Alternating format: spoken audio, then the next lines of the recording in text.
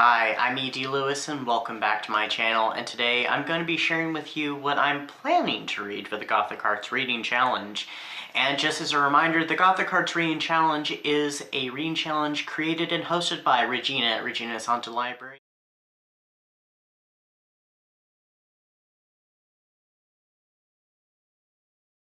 So, earlier this month we released videos that announced the event, talked about the prompts. I decided to wait and talk about what I was planning on reading. You know, I don't do TBRs. I hate doing TBRs. I'm not against people doing them. It's just, for me, it feels like it's assigned reading, so I decided I would wait till later this month. And I have some backups, but I'm going to keep those backups to myself for the time being. They're just in case something doesn't work out or I start running out of time or something. But I'm going to be sharing with you what the books are. Now, all but one of the books are digital in some form. They include both Kindle and Audible, and I have one physical book. Alright, so let's go through the prompts. First off is Dracula. Read a Gothic story with a vampire love interest. So I'm reading Dark Embrace by Eve Silver. I think this is like the 5th or 6th. I can't remember how many books are in her Dark Gothic series. I have all her books, but I've only read the first one. I know, it's weird that I'm jumping to the very last book, but it was a vampire one, so I thought, you know, let's do it. And also, these books, from what I understand, they're not connected in any way. The only way they're connected is that they're a dark Gothic romance series. So the first book was really good, and it was soft horror as well as romance, and extremely Gothic with some kind of Jack the Ripper-esque feels to it. This one's got a vampire to it, so I don't know much about it except for our main character meets a vampire, and she's fallen in love with him, but she doesn't know what his motives are, so that's all I know about it. Second is Wuthering Heights. Read a Gothic story featuring a large estate. So I chose, and this is my only physical book, and there's not much of a cover. It has no dust jacket. I mean, the title is on the side. But anyway, it is The Legend of the Seven Virgin by Victoria Holt. Another one I don't know too much about, but it was a Victoria Holt one, and it wasn't available in any Kindles, so I was like, well, I'm going to see if I can get a copy, and they didn't have it at my local book haunt, so I had to order a copy, and this was a cheaper one. Unfortunately, it has no dust jacket, so, but that's alright. Anyway, so this one has to do with this legend of these statues and this great estate, and this girl is obsessed with the estate and with the legend, and that is really all I know. Anymore, I try not to know too much about the books, and I like to go in blind for the most part. Very rarely do I start reading the backs of books or the little blurbs anymore, but I like to go in blind and kind of get a feel for it, and maybe partway through the book I might decide, hey, so what is the blurb? So what is the synopsis here? Sometimes they don't match up. I know that happens more with older books, and some of them are misleading, because I have read at least one Gothic novel that no, actually two at least, that the synopsis at the back of the book was very misleading. They were both good, but they were not what it said it was, so. Alright, number 3 is Jane Eyre. Read a Gothic story featuring a governess. Now this one is a reread or re-listen, because this is one that's on Audible. It's kind of one of those ones that's hard to find out in the wild, and it's by one of my favorite Gothic writers. It's by Marilyn Ross. It is Mistress of Ravenswood. And I already know about this one. I already know the twist, and I wasn't a big fan of it the first time listening to it. And I've kind of grown softer to it, so we're going to completely revisit it and see what I think of it. And yeah, so I'm going to give books second chances. 4, Tule Witch. Read a Gothic story with a BIPOC main character, and I'll be reading The Hacienda by Isabel Coñas.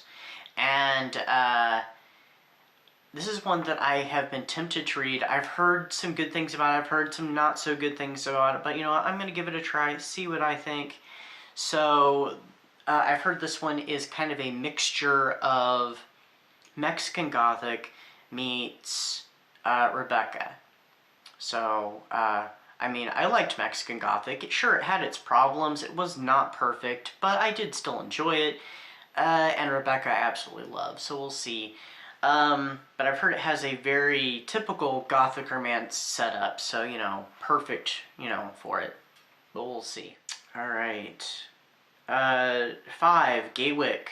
Read a Gothic story featuring an LGBT main character. So I'm choosing to read James Eyre by Jade Astor. This one is a retelling.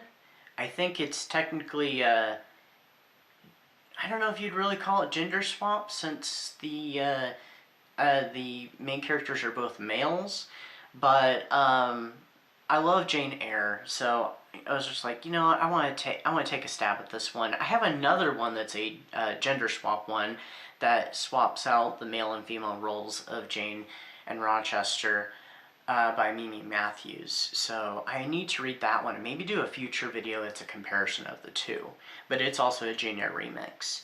But this one is part of a series of books called A Touch of Gothic. Now, I do have my backup. I said I was going to keep them pretty much to myself. I will say the backup I have is actually by the same author and part of the same series. But I'm going to keep that one under wraps for now. Alright, number 6, The Moonflower. Read a Gothic story with an exotic location. Now this one I used to have in paperback. I never got rid of it. I've just somehow misplaced it. I have no idea where it is. And I think I started reading it when I was in high school or college.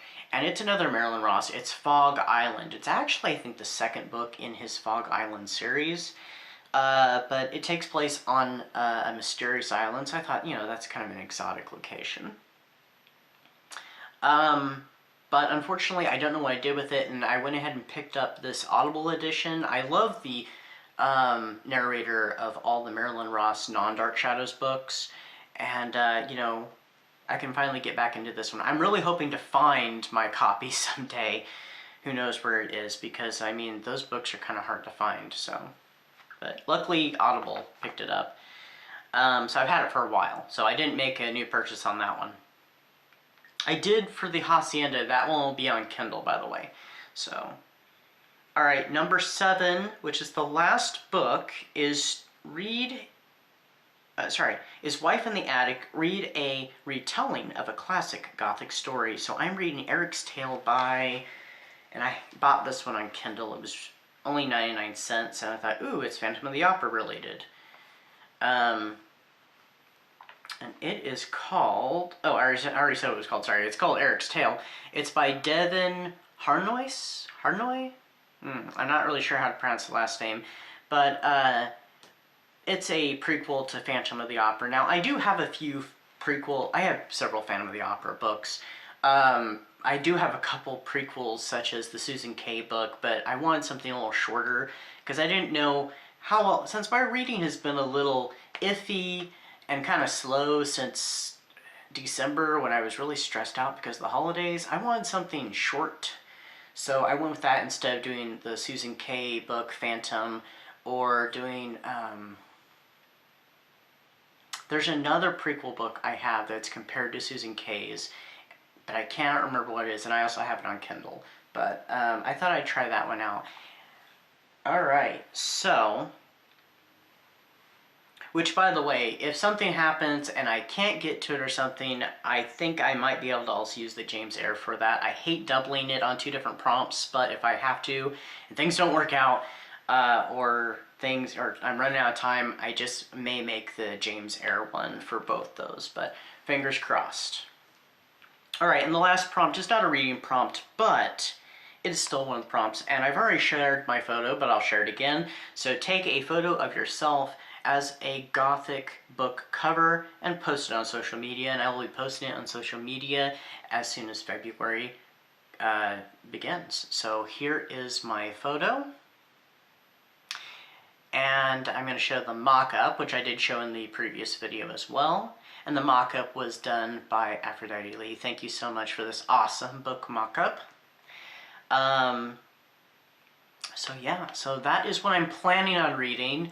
I'm not going to hit it as set in stone, because who knows, maybe something's not going to work and I may be like, I don't want to finish reading this right now. I don't like to DNF, so I probably won't DNF anything, but I may, you know, temporarily, and maybe choose something else or use one of my backups, because I do have one backup, because I did have